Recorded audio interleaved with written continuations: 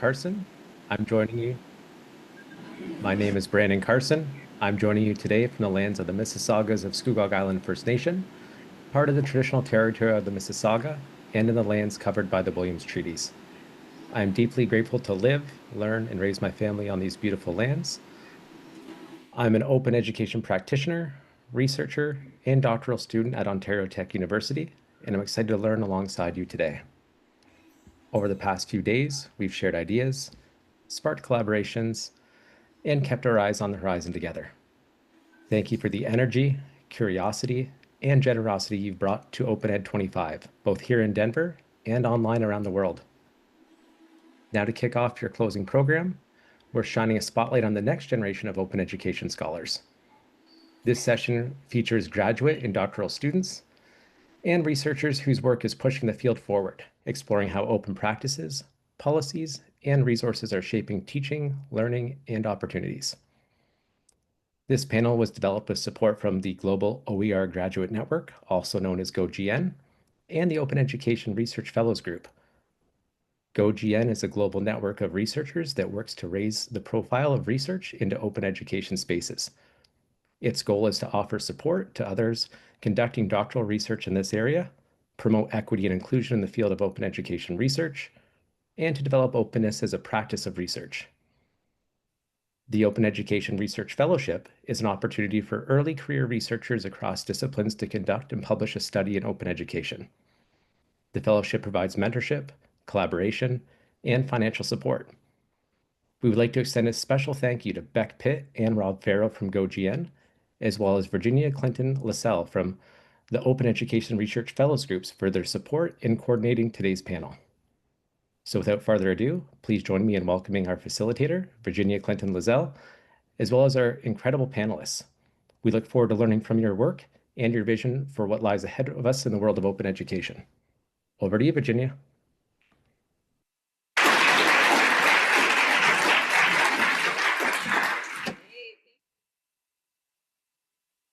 Thank you so much, Brandon, for that introduction. My name is Virginia Clinton LaSalle, and I'm an associate professor of educational foundations and research at the University of North Dakota.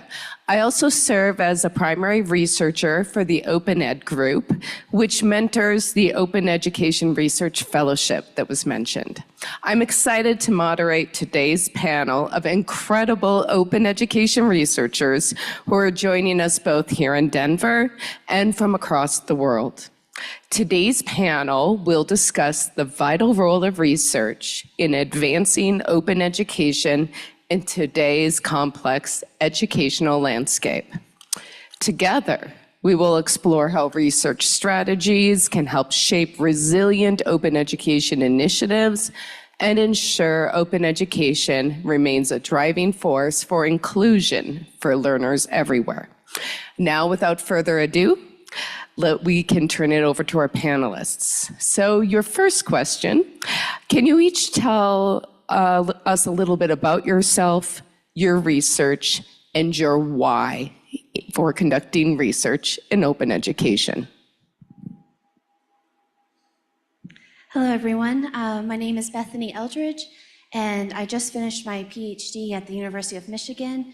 Thank you. I was studying educational studies. And so I chose open education because it offers this opportunity and space to both think about and work collaboratively within a community about what it means and what it requires to have access to quality education. And since quality and access are both very contextualized goals, for my research I worked with Lebanese Alternative Learning, or LAL, L-A-L. It's a grassroots organization in Beirut, Lebanon. And they developed a digital platform that housed content that was aligned with the Lebanese curriculum for grades K through 9. And the platform is called Tabshura, or chalkboard in Arabic. And so together we were looking to answer how teachers were using this resource to support students in a challenging time that was constantly changing. This started in 2023, so they were dealing with an economic crisis, a refugee crisis, and things have continued to evolve with the increased escalation of conflict with Israel. And so together, through the research, we found how teachers used Tabshura or the OER to, to think about how to still maintain access despite school closures, and how to think about quality of education as well by centering the student and supporting self-directed learning.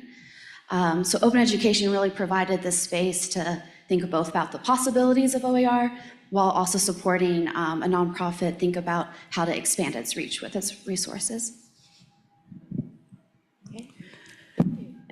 Hey y'all, my name is Rashetta. I do not use a last name, so just Rashetta. I am from Greensboro, North Carolina. I am a doctoral student at the University of North Carolina at Greensboro, where I am focusing on educational studies with a concentration in higher education.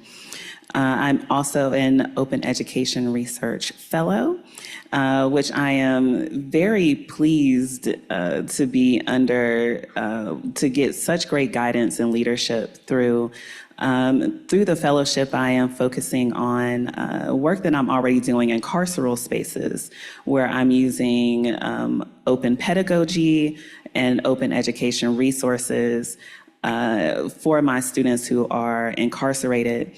And for me, my why is because open ed allows me to kind of buck the system of capitalism, where, especially in higher ed, we see that students are viewed as consumers instead of co-creators of knowledge. So that is what I am looking at, because this gives us a way not only to collaborate amongst ourselves, amongst folks who are faculty and staff, but looking at students as co-creators of knowledge. As it said, you know, those of us on the panel, it was said that we are the next generation, but who else is coming behind us? And those are the students who we are also bringing up. So what research can we see of how open ed is saying we're not raising another generation of consumers, because we are not Amazon. We are educational spaces, so things should be created, I think, of education as art. My dissertation topic draws on that a lot, and it looks at the ways in which Black and Latinx FEM faculty are using those practices as forms of resistance and radical care when they are mothering each other and students and administration. And that work is invisibilized, but also the backbone of most of our institutions. Again, my why is because the work we do is art, y'all, and it has to continue. Again, this is not a product that we are creating. We are creating something sustainable for the next generation and several generations to come. Okay, thank you. We'll turn it over to our virtual panelists.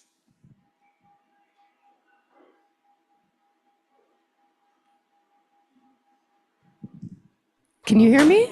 We can. Maybe I'll go first. Yeah, it's been lovely to hear from you, Bethany and Rashetta. Your research inspires me, and all of our fields are really different. Myself, I'm a computer science PhD student from the University of Edinburgh, and my research is on the intersection between education technology and open education. I'm almost done with the project, past the Viva, so now just got some corrections to do and it will be done. But this project in particular was about how do teachers in Scotland and schools share and reuse educational resources. I think I got into open education as a means to an end. I was interested in open educational resources in the beginning and the concepts of reuse environments and whether this might be a way for people to save time and build on each other's ideas rather than constantly reinvent the wheel by making their own. And then the rest of open came with all of its other meanings. Perhaps coming back to the roots, why education in the first place? If I had to think about the most important problems of the world, be it war, hunger, poverty, climate change, unfortunately, there's many to name. It's really hard to pick just one to focus on. But taking perhaps the easy way out. It certainly isn't an easy way. Education can help with all of them. And yeah, I see open as a useful tool for advancing education, enabling more people to participate and allow people to build on each other's work and ideas.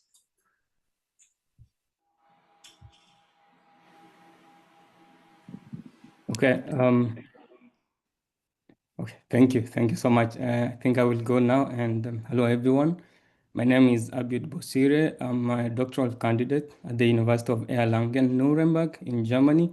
And I'm also currently in my third year. I just finished my fieldwork and I'm trying to put together all the findings to come up with a dissertation and also to present and see what happens next. So my research focuses on the implementation of global education in secondary schools in diverse contexts. So it's a comparative study between secondary schools in Germany and secondary schools in Kenya.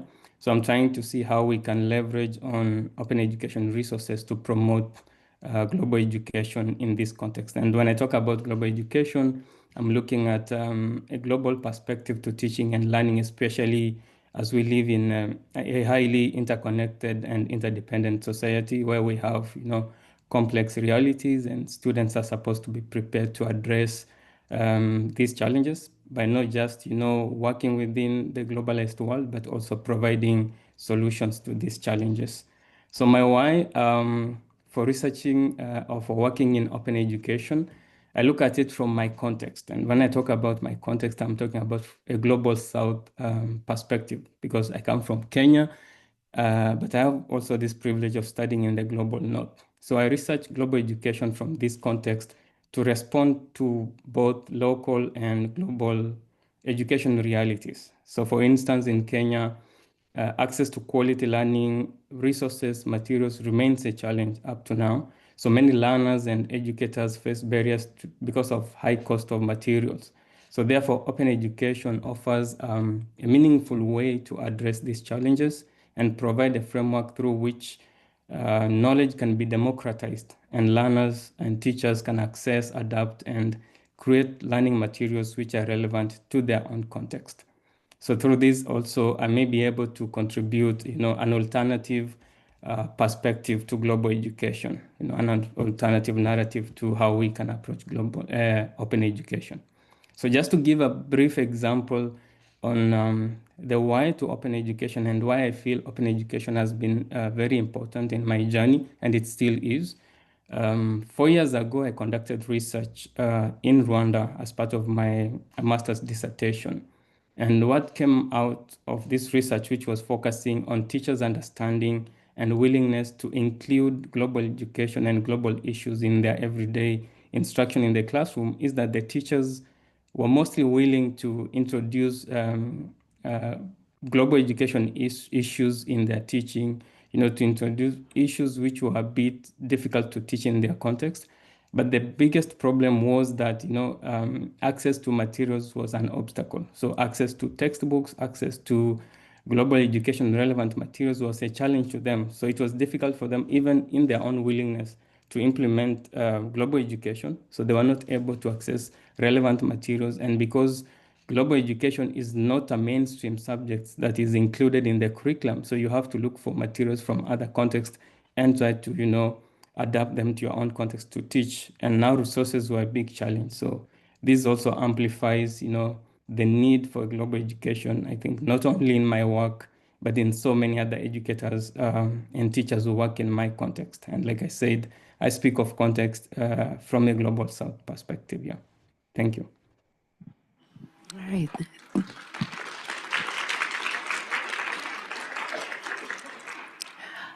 Thank you for those responses. So our next question, how can we, as an open education field, better employ research as a means of advancing the field?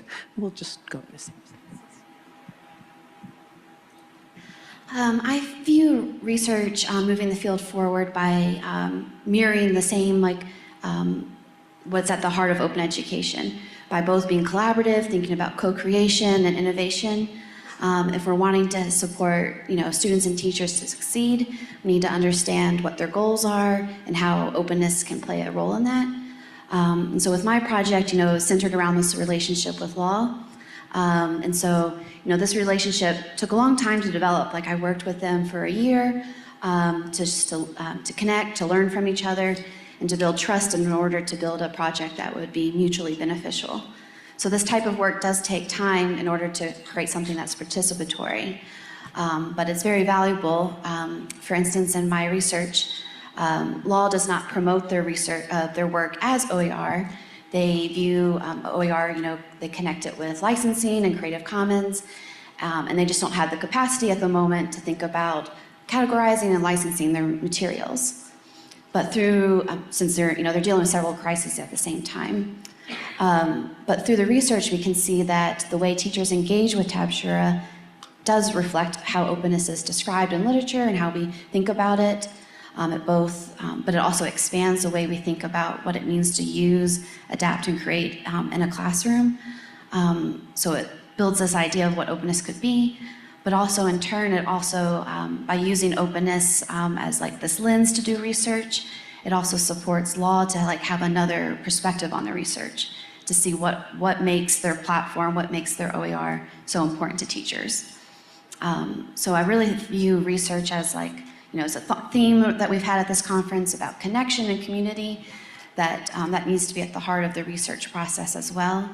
I'm not an expert in Lebanese context. I never will be, and I don't want to pretend I am.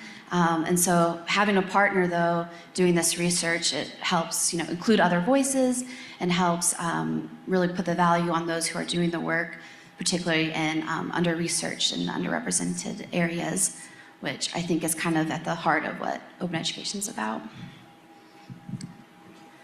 And Bethany, I like something that you said that, you don't pretend to be an expert in an area. And I love that, right? That we can know things and not know everything. That Bethany knows things that I will never know, and Virginia and all of you all do. But we see here, we are so freely and happily wanting to share the knowledge, wanting to share our research. And for me, while that does exist in other sectors and other communities, in open ed, it just feels, it feels more intentional.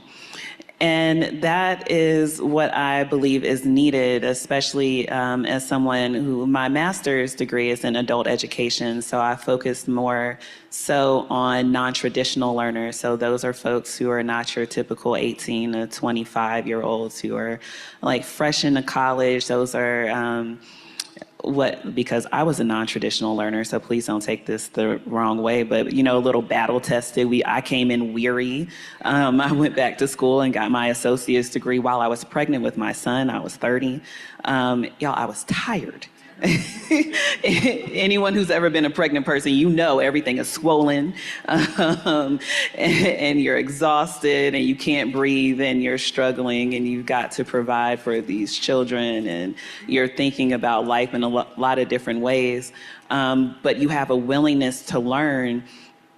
And so what I've noticed here is that there's an acknowledgement of that, right? That folks are coming to education from many aspects of life, and that should be embraced. And we don't all have to know everything. We don't all have to look the same way. However, we are all doing research. We are all practitioners in different lenses.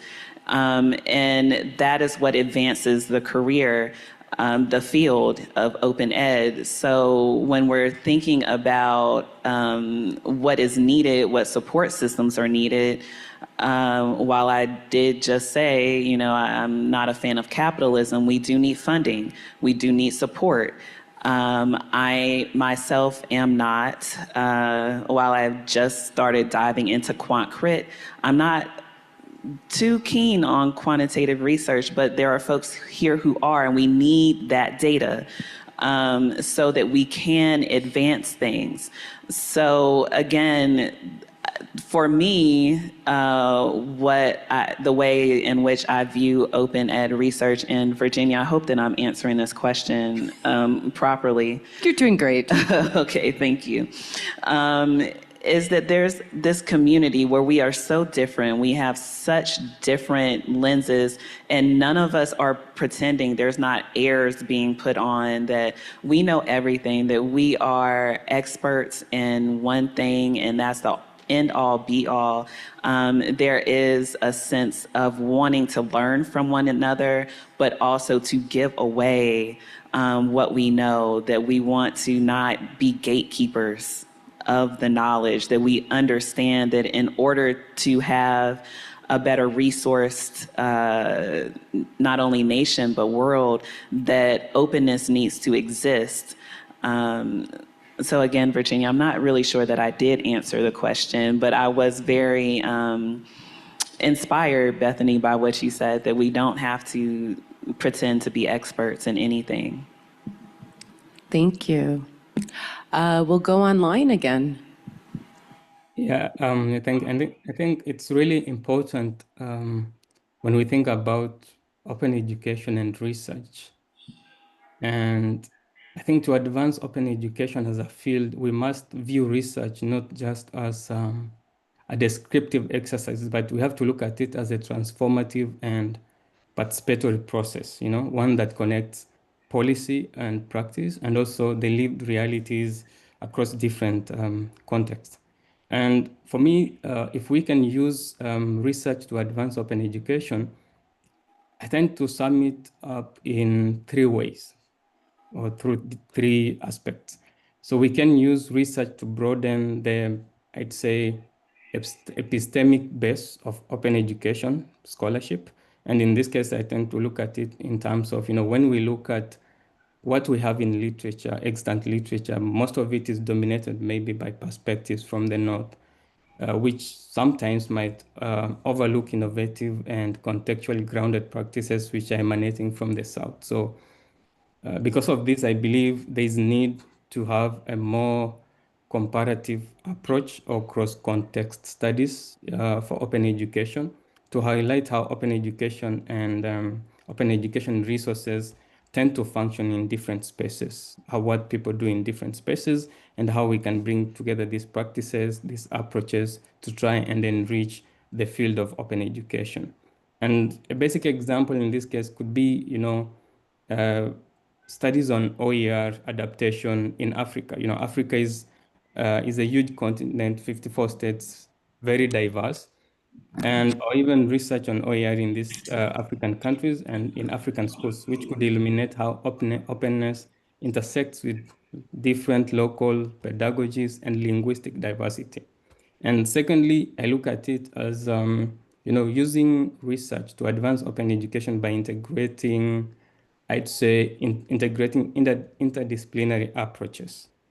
So we can conduct research that brings together insights from different fields, from different specializations, for instance, from education, from sociology, from technology, like what VID is currently doing, and other related studies, which can help us to understand, not only what works for open education or open education resources, but also why and for whom we are doing this open education research practices. So, and the third one, I look at it as, the larger open education community, everyone who is involved in open education, be it teachers, students, educators in different parts of the world, they should come together as knowledge partners and not others as just subjects. I think this approach with an open, which encompasses, I'd say, the open movement ethos of collaboration and democratization of knowledge. It's what can help open education to leverage on research to move forward. And basic example again is more about what Braden talked about at the beginning, the GoGN network, which supports early career researchers from different countries, from different contexts in the world to develop and co-develop open education projects and share findings openly in conferences and workshops. And in my opinion, this is one of the ways that we can build a vibrant open education ecosystem. Yeah. Thanks. Awesome. I think because we're all working in different fields and in such different environments too, it's not always easy. I'm sure that we've all experienced this in different ways. Um, when I went into schools and started talking to teachers about open education, a lot of the time, outside of academia, people will hear research and think, this is something big and scary. This is not for me. But research really in practice is something that I think everyone can use, not just academics. So there's a quote from Karl Marx, said, philosophers have long interpreted the world. The point, however, is to change it. So as Abud is saying, research can describe the world. There's different kinds. Some describe it, some study experiments, some look into transformation, but generally research tends to enable change.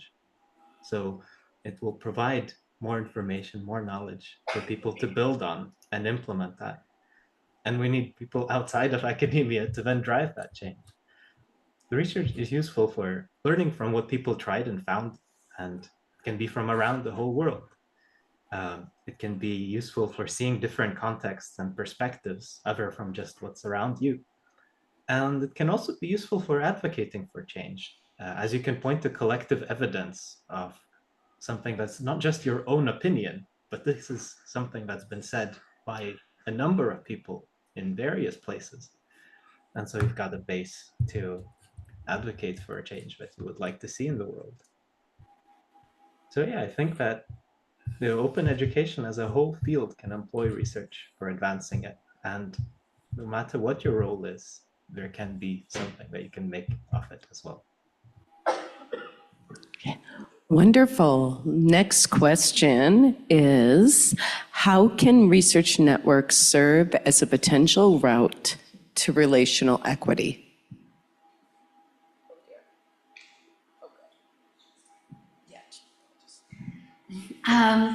Well, there's many ways I could answer this question about research networks, but like on a personal level, I'm part of the GoGN network. I'm part of the research fellows that helped put this together, and like both groups really supported my work, enhanced my thinking about open education. I had a very supportive committee at the University of Michigan. In fact, they're the ones who helped me begin the connection with law. But they were new to open education OER. So to have support on how to think through these things, this research network that other researchers was really important. Specifically, like within GoGN and research fellows, everyone comes, and as you can see from this panel, everyone comes from different backgrounds, different regions, studying very different things. And so by everyone having a different approach to openness and OER, it really highlights like what is the possibility of OER and openness with thinking about it beyond just being open for the sake of open.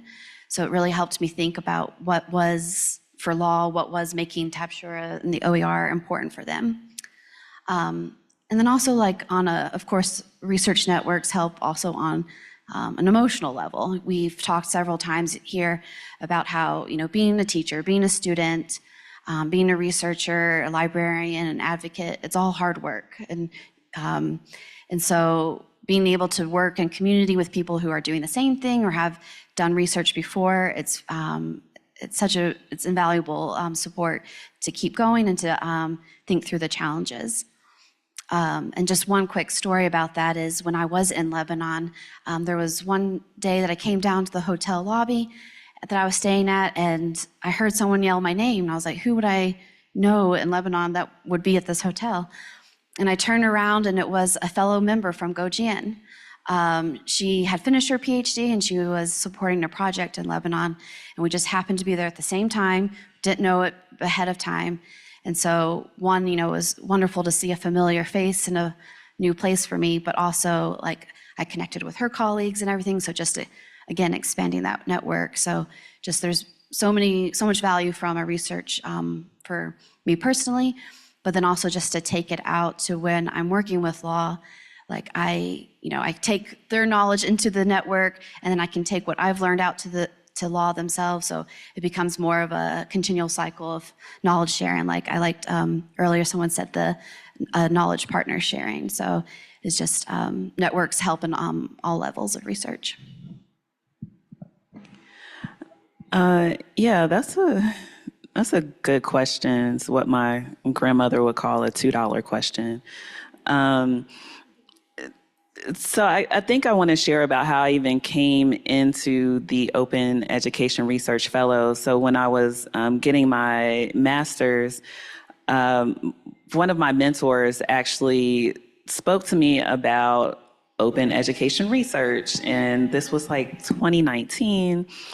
The fall of 2019, and then we all know what happened spring 2020. You know, we were supposed to just go home for 2 weeks and then everything's going to be fine. You come back outside, everything's going to be great. Didn't happen that way. And so that kind of stifled my look further into OER. And then flash forward to 2024, so just last year, and I was part of like this online group I had found through LinkedIn, and they have an app called Cohort Sisters, and someone shared about the Open Education Research Fellowship.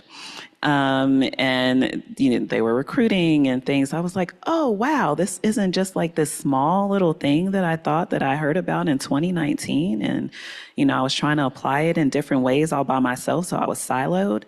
And there I found like a larger network and got connected with Virginia and other folks. And now I'm here with all of you all and finding out that the community is a whole lot larger, and the reach can be greater than what I initially thought of. So when we're thinking about how research networks then build a greater capacity for relational building, that's exactly how it works. So it was a little seed that was planted in my brain in 2019, and it kind of got put on hold because of the start of COVID. And then it came back in 2024. So I think a lot of times when we're looking at it, we feel like it has to be this big grand thing that, we're going to go and talk about open ed to someone, and they're going to like drink the Kool-Aid, and they're going to fall in love. It's going to be great, right? It's going to be so romantic, because we romanticize things so much, and I wish that were true. Especially as a researcher, because you will spend years deeply invested into something, and then you go to a conference and there's like 2 people there and you feel defeated, but you never know, right? You never know what can happen. So it doesn't have to be this huge like romantic thing that we think is going to be beautiful. Sometimes it's a slow burn. And for me, that's what it was. And then finding other people who wanted to talk about OER and that wanted to get more folks on board and wanted to share what it looks like in different aspects, no matter what your background could be, whether it's education or technology or engineering or art or music, that there is something that OER can do for you. There's some OERs out there that you can get connected to. So I think a lot of times it doesn't have to be this big, beautiful thing. It can be something very small. As I was sitting in a professor's office, and she told me about open education, and I wanted to look more into it and did not for several years. And now here I am in front of all of you all. So I say all that to say, y'all, please don't ever get, the burnout is real. So let it wash over you, and, hydrate yourself and get back out there, because we never know who we're going to touch and how far that can go. Thank you. On to our virtual panelists. Those are great stories. Love them, Rashetta and Bethany. When That feeling of going to a conference and meeting two people there feels relatable. And at the same time, it really matters who those people are.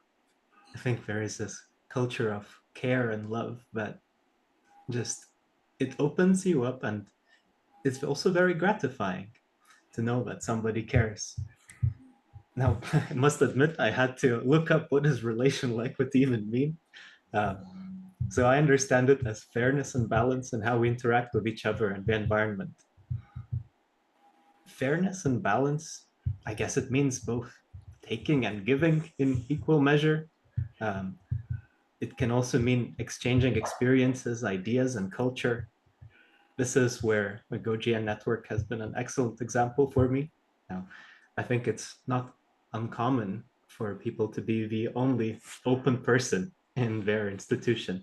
So in my case, that was very much the same. I taught my supervisors about open education, but GoGN was a place of inspiration and connections and also serendipity. So that's where open as open-mindedness comes in. Meeting people who work on completely different things, and then you weren't expecting it, but you get inspired by what they tell you about, and it leads to new beautiful things. So it's been amazing.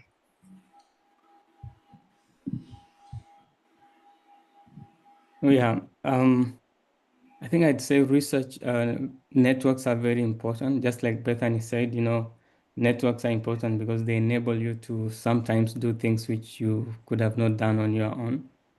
And a basic example was when I moved to Portugal to start my master's research on open education and global education. And then my supervisor then was a member of GoGN, and she was like, okay, fine, now you're a member of the Angel Network, which works in global education. But there's one other network that you must belong to if you really want to survive in this environment. And this network was GoGN. And I think through GoGN, like Bethan said, I've been able to do a lot of things that maybe I could not have done, through scholarships to conduct research in Kenya. And like currently, we also have the GoGN hubs, which are also running activities in relation to open education in Kenya. And all these are ideas which are set by these hubs on their own. But then again, like Vid said, the big question is what is relational equity in this sense when we're looking at networks and open education. And networks can serve as a powerful route to relational equity. And this is equity, I look at it as equity, which is not just through access to knowledge, but also the quality of relationship among those who produce and use this knowledge in open education. And when in open education, we talk about equity in terms of open access or open licensing. But if we think a little deeper about relational equity, then it should be about who sets the research agenda in open education, who gets resourced, and who is heard, and who benefits from the knowledge that is produced within open education and within these research networks. And from where I see it, for research networks, they can promote this kind of equity in several ways. And the basic one could be co-creating research agendas rather than imposing these agendas within open education. And this is when networks bring together, different researchers, educators, and practitioners from different contexts jointly to define, the questions and to define what they want to address within open education. And the resulting research then reflects diverse realities. So that way we can be able then to use research networks to promote relational equity within open education. And the second one could be more about, the networks can help to redistribute resources and recognition. For example, you find researchers and educators from different contexts can come together, conduct research, contribute data, but some of them are left out in terms of authorship or let's say in terms of funding.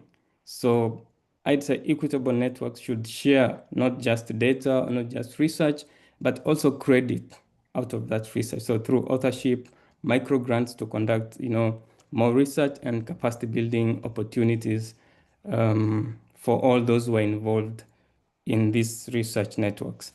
And one aspect that I was almost forgetting is about governance.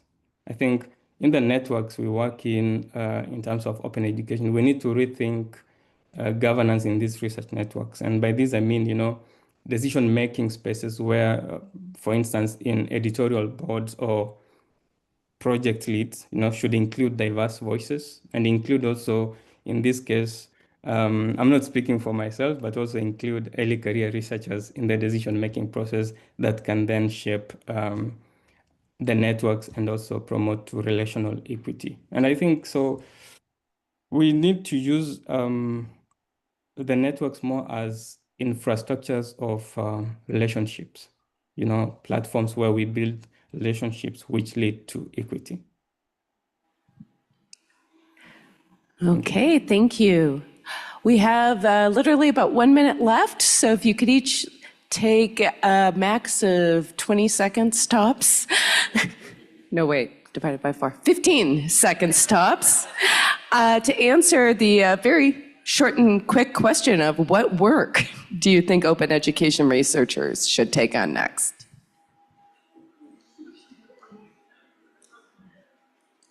That's a lot to answer in 15 seconds. Just keep working on community work. That's how you figure out what access and quality will look like for people that might not be represented yet in work. And then just be innovative about how you do research. Thinking about if you're doing with a partner, how to do methods that might be easy for them to be a part of. Yeah, so just keep moving, thinking forward on how to include people more in the whole process. All right. I would say if I had to be very specific in our current climate that we find ourselves in, if you're here in the United States, I would say DEIA. And also, y'all, I'm the daughter of a Southern Baptist minister, so evangelize folks. Make them believers. Go out and spread the word. Thanks. Online? I'd say, especially building on yesterday's Dr. Reed's keynote when she said the best way to predict the future is to create it. So be the change that you want to see in the world. I think I'll sum it and say, I think open education now needs to move beyond adoption rates, counting downloads, and think more about understanding the impact, the context, and the power of what we do in open education. Yeah. All right, well, that's all we have time for today. Please join me in thanking each of our panelists for taking the time to be here today.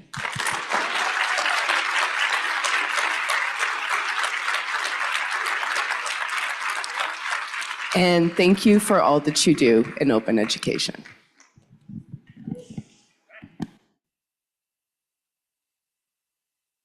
Thanks again, you guys. Really good. Really appreciated it. Thank you.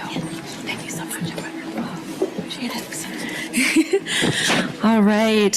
Thank you so much to our panelists, both our panelists that have been in here in person, but also a particular thank you to our two virtual panelists. Zooming in from around the world, can they please have another round of applause? We've really appreciated having them as part of our plenary and our program, and just a special thank you to you for taking the time out of your conference experience to be with us today. All right. So that wraps up our panel, and I'm happy to usher us into our formal closing plenary for the conference. So at this time, I would like to invite up our board chair, Ash Barber, as well as our vice chair, Pranjal Saloni, to this year's, who are chair and vice chair of this year's conference board, to lead us through our closing remarks. Thank you so much.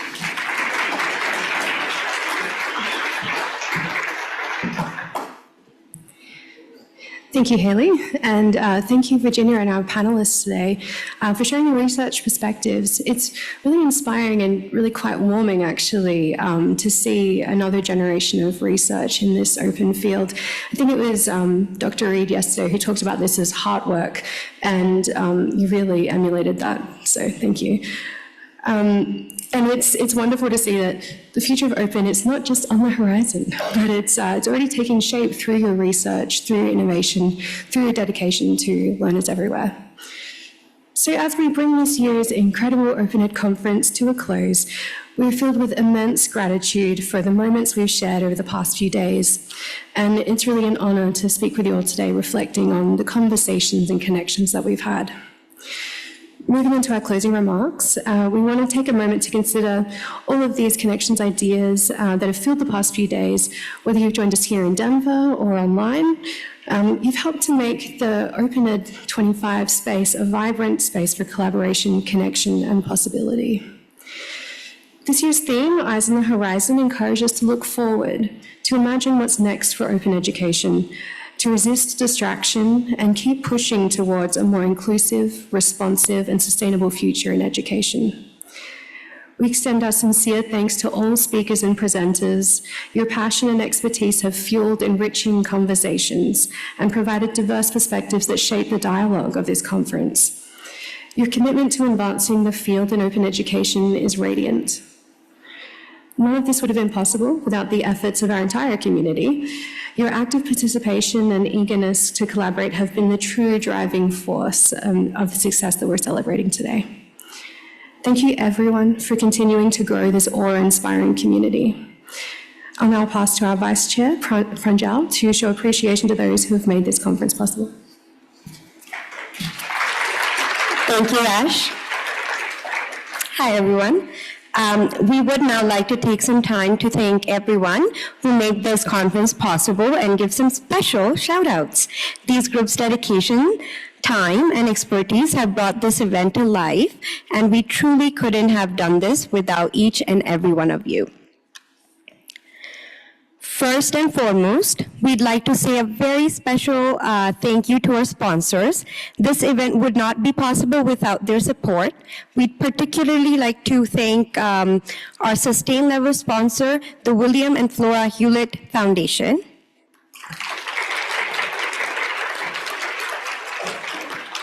As well as our Sustain Level sponsor, the Open Education Association. We'd also like to thank our Create Level sponsor, the Michelson 20 Million Minds Foundation, as well as our Adapt Level sponsor, OpenStax.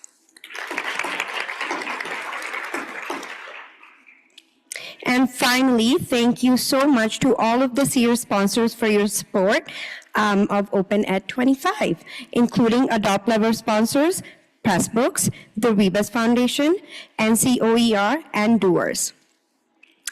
Also, our Curate Level sponsor, Manifold. Your support has helped make this conference possible, and we're so grateful to have had you as part of this year's event.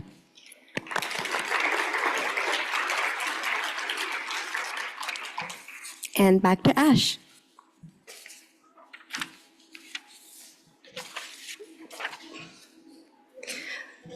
The program selection committee played a key role in shaping the heart of this conference. They're responsible for developing and managing the conference program and guiding the proposal review process. So thank you very, very much. We also want to extend our gratitude to the proposal reviewers. This year we had a record-breaking number of submissions to our call for proposals process, and we had over 200 community members dedicate their time to the proposal review process. So many that we needed 2 slides to capture everybody, and it's in teeny tiny font. So thank you, thank you, thank you. We also want to thank those who reviewed the pre-recorded videos. Thank you for all of your contributions. And our heartfelt thanks go out to our virtual session hosts who served as technical operators and moderators, creating a safe and welcoming environment for everybody. Your presence makes a huge difference in the online space. We also have a huge amount of appreciation for our in-person session hosts. Thank you as well for helping out here in Denver. And we'd like to extend a particularly big thank you to our hybrid session hosts.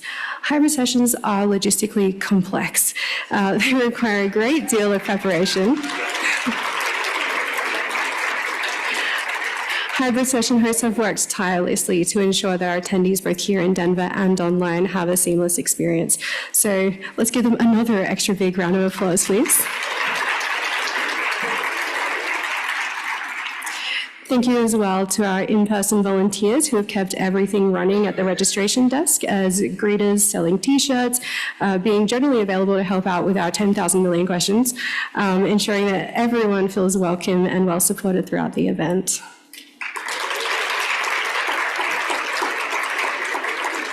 Thank you as well to those local to Denver and the region who supported us through the planning process.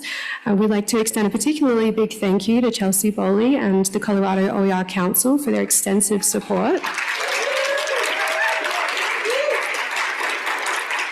We'd also like to thank the staff of the Hilton Denver City Center, our technology provider Encore, our fantastic photographers who you've seen roaming around capturing our conference moments, and the Denver Milk Market for hosting our social last night.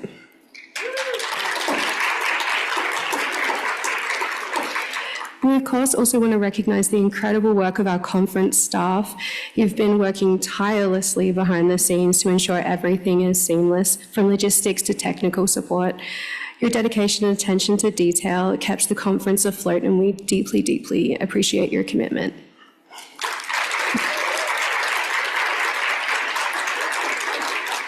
And I also extend gratitude to my fellow board members for your leadership and vision, which have guided the conference from the start and helped us to stay true to our mission and values.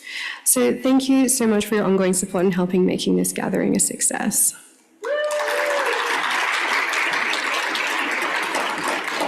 Lastly, in this very long list of thank yous, thank you as well to our wonderful attendees. Altogether, we were 1,600 participants, including nearly 500 in person and more than 1,000 online.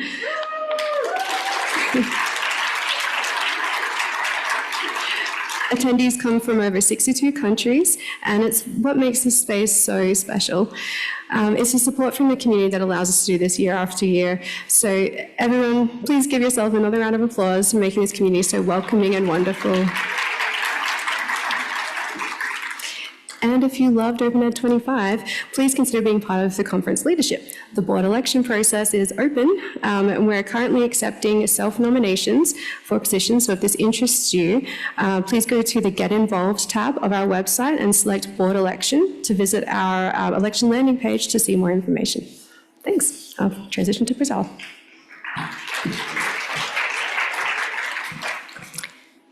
Thank you for that, Ash, and thank you for your leadership on our board this year. Before we close by announcing plans for next year, we would like to take a moment to hear some final thoughts from everyone. We will be using the platform called Mentimeter for the next part of this presentation. You can join Mentimeter by scanning the QR code on the screen or going to menti.com and entering the code 4297-6483. And the code is up at the top as well. I want to give everyone a few moments to join the Menti.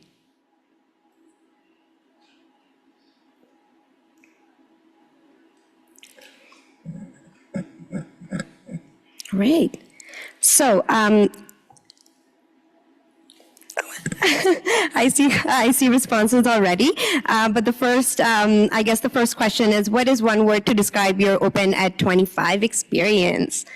Inspiring, community, I love that. Engaging, enlightening. Wow. Awesome. That's my favorite word. All right. What was your favorite part of Open Ed 25? People, connecting, community, friends, ideas, learning. Oh, I love these. I love connecting, community, people, learning new ideas, lots of that. Values, variety of topics, sharing. I love how there's so many ways you can describe Open Ed. This is lovely. All right. Okay, and the next one is, what's on the horizon for you after Open Ed 25? Anna. Yeah, that's what I plan on doing once we're done.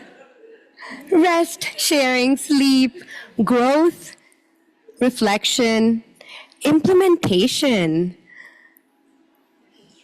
advocacy, research, homework, grading, so much to do work, LOL, travel. I love these.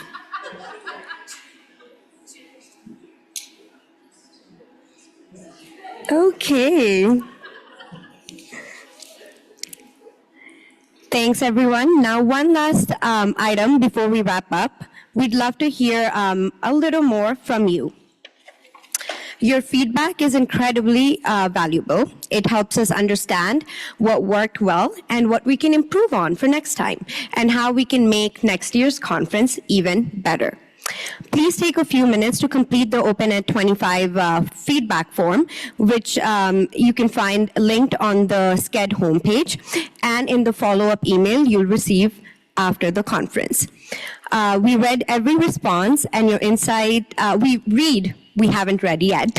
We read every response, and your insights truly shape the future of this event. So thank you for taking the time to share your thoughts.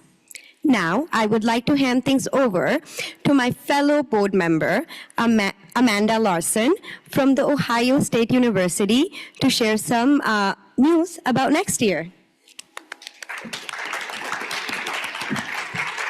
Thank you. Thank you, thank you, thank you. Before we officially close, I'm sure you know what you're all here for, and that is an exciting announcement. We are delighted to announce that the Open Ed 26 will be a fully virtual conference held on October 27th through the 29th in 2026. Next year, we will build on the remarkable energy of this hybrid gathering to connect our global open education community online, making it easier than ever for educators, students, and advocates everywhere to participate. Going virtual allows us to lower barriers to access, reduce costs, and welcome even more voices from around the world, all while continuing to share, learn, and collaborate in new and exciting ways. Stay tuned for the call for proposals and more exciting details to come soon, and start making plans to join us for Open Ed 26 wherever you are. And for those of you who had a wonderful time in this hybrid experience, don't worry, we are already working on plans to hold the conference as a hybrid event again in 2027.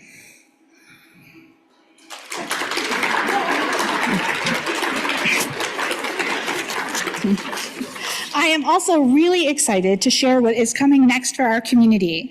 This year, I have been delighted to represent the Open Education Association, the board on the Open Education Association Steering Committee, and I'm thrilled to share that we are entering into a new chapter together.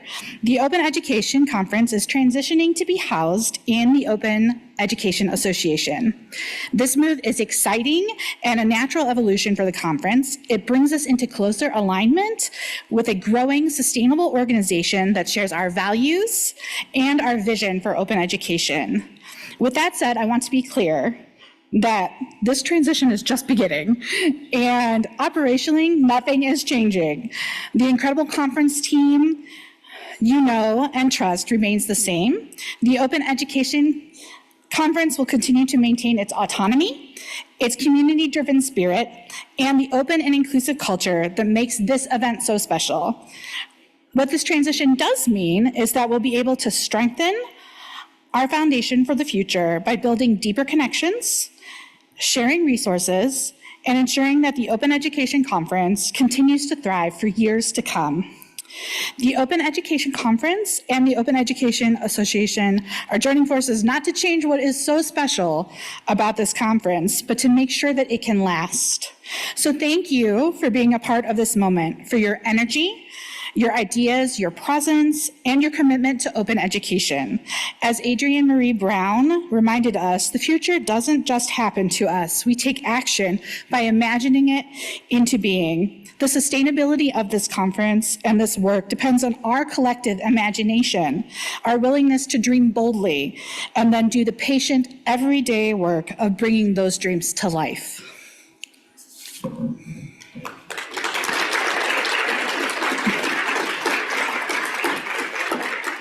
Okay, after this, there will be a 1-hour break, and then it'll be followed by exceptional post-conference workshops that we highly encourage you to please stick around and check out. Once again, thank you so much for being a part of Open Ed 25. Together, we are keeping our eyes on the horizon, and we cannot wait to see you next year online.